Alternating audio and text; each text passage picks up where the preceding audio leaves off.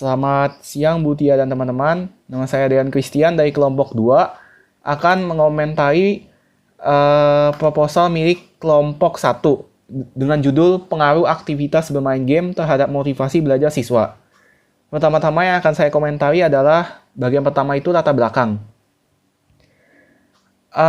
Dari bagian latar belakang ini, kelompok 1 sudah berhasil memberikan suatu latar belakang dari apa yang akan mereka bahas di dalam proposal ini, sehingga apa yang menjadi penyebab dan tujuannya ini nanti akan terstruktur dan dijelaskan dengan baik.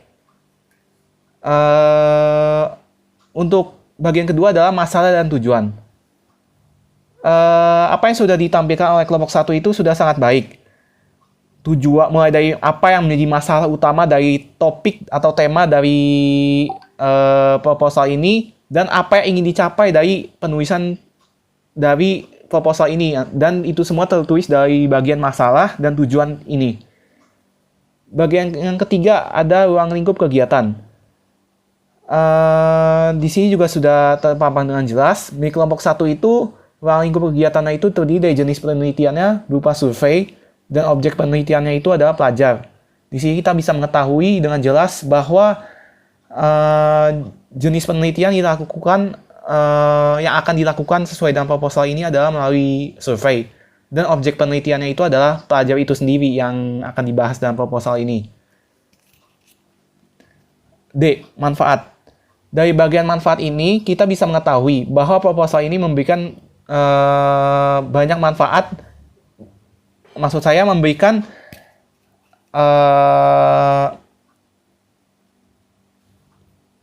manfaat yang akan dicapai dari pemberian survei kepada para pelajar. Itu terpampang jelas di bagian manfaat ini. Yang bagian E ada metode.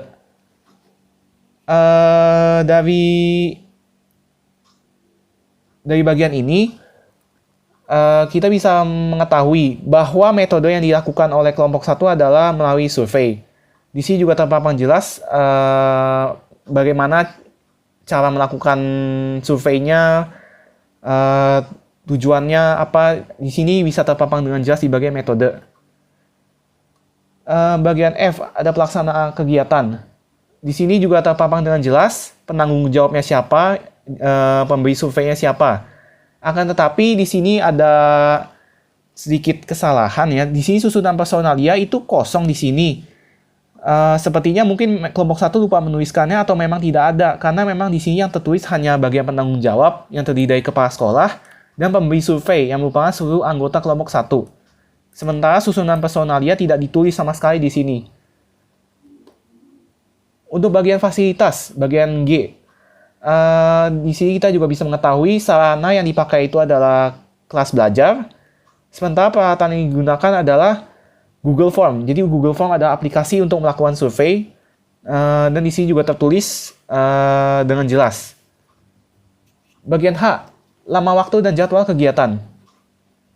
Di proposal ini tertulis bahwa waktu yang digunakan untuk survei itu dilakukan mulai dari jam 8. Dan juga di sini juga ditulis apa yang harus dibawa oleh siswa, mulai dari handphone dan juga persiapan kuota yang cukup untuk mengisi Google Form tersebut, karena Google Form itu adalah formulir online. Di sini juga tertulis dengan jelas durasi dari survei ini sekitar 45 menit. Di sini juga tertulis peraturannya, ketika siswa selesai melakukan survei, maka siswa harus mengembalikan gadgetnya ke tempatnya semula. Bagian I yang terakhir ada daftar pustaka. Penulisan daftar pustaka juga sudah sangat jelas, mulai dari tanda baca, huruf kapital, huruf miring atau italik, di situ juga terpampang dengan jelas. Dari semua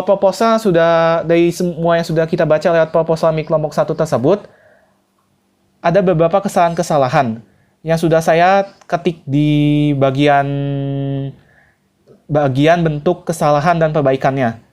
Jadi di bagian latar belakang saya menemukan beberapa kesalahan. Yang pertama itu ada di bagian latar belakang pada kata online. Online itu merupakan bahasa Inggris dan itu bukan bahasa Indonesia. Oleh karena itu seharusnya kata online diganti oleh kata daring. bentuk kesalahannya berupa kebahasaan. Yang kedua, masih di bagian latar belakang, bentuk kesalahannya itu merupakan kebahasaan, dan kesalahannya ada terletak pada kata game. Seharusnya kata game dalam bahasa Indonesia itu adalah game, atau bisa juga menggunakan kata permainan, karena game itu sendiri adalah bahasa Inggris, dan game adalah serapan dari bahasa Inggris. Lalu kesalahan yang ketiga ada di bagian ruang lingkup kegiatan. Bentuk kesalahannya itu adalah kebahasaan, dan kesalahannya terdapat pada kata survei yang menggunakan huruf Y.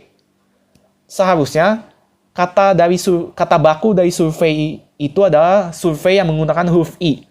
Karena survei yang menggunakan huruf Y itu merupakan kata tidak baku, dan kata yang bakunya itu adalah survei yang menggunakan huruf I. Survei menggunakan huruf Y itu merupakan kata bahasa Inggris. Sementara kalau dalam bahasa Indonesia yang benar itu harusnya menggunakan huruf I. Selanjutnya, kesalahan yang saya temukan itu ada pada bagian fasilitas. Bentuk kesalahan itu ada pada penulisan, dan kesalahannya terletak di kata aplikasi. Jadi di bagian fasilitas ini, aplikasi ditulis seperti ini, akan saya eja. A-P-P-L-I-K-A-S-I. Seharusnya kata yang benar, penulisan yang benar itu adalah aplikasi, dengan pengejaan seperti ini. A-P-L-I-K-A-S-I. Jadi P-nya itu hanya satu, bukan dua. Selanjutnya kesalahan yang saya temukan adalah di lama waktu dan jadwal kegiatan. Jenis kesalahannya adalah kebahasaan, dan kesalahannya itu terletak pada kata gadget. Gadget itu merupakan kata dalam bahasa Inggris. Seharusnya kata gadget dalam bahasa Indonesia itu adalah gawai. Selanjutnya, saya menemukan kesalahan di bagian lama waktu dan jadwal kegiatan. Jenis kesalahannya adalah kebahasaan, dan kesalahannya terletak pada kata handphone. Handphone itu merupakan bahasa Inggris. Seharusnya kata yang benar dalam bahasa Indonesia itu sendiri adalah telepon genggam, atau bisa juga menggunakan kata telepon seluler.